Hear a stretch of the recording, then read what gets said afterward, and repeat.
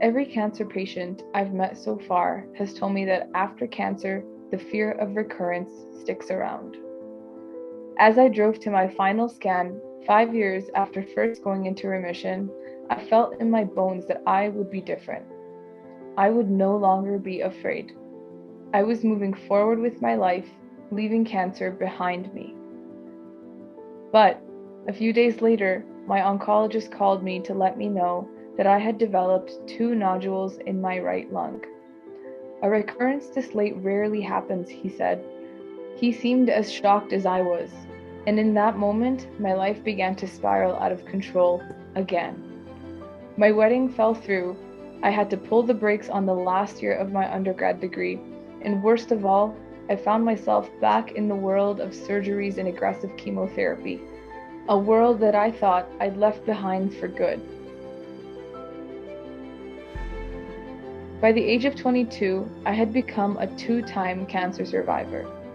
Once again, I began the transition out from under the watchful eye of my oncology team, but this time I was left with crippling anxiety. I was seeing my family doctor regularly and had built a strong relationship with her over time, but I could not escape the fear that she might miss something. She wasn't an oncologist and didn't always feel comfortable answering my questions.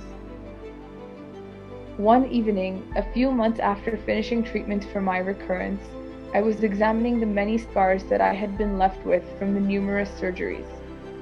I turned around and examined my back in the mirror, slowly following the 9-inch incision running down my spine, a relic of the procedure that removed the first massive tumor 7 years ago.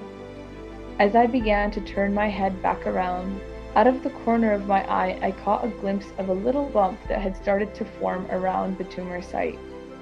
Heart racing, I began to twist in whichever way I could to get a better view of this new bump. I was not able to calm myself down as I ran to get my phone.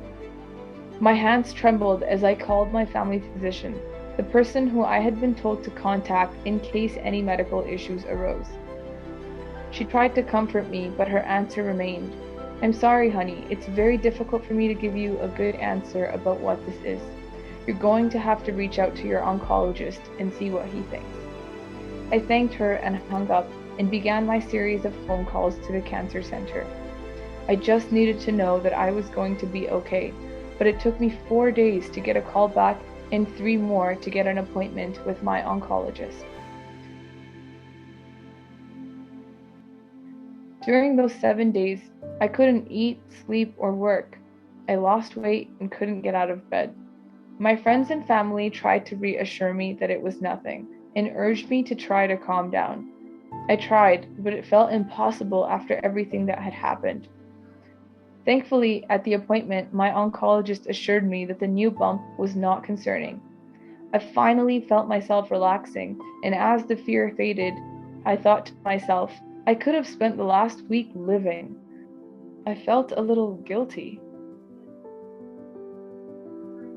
I am slowly getting better at managing the anxiety, but I know that it will always be there. This is the life of a cancer survivor.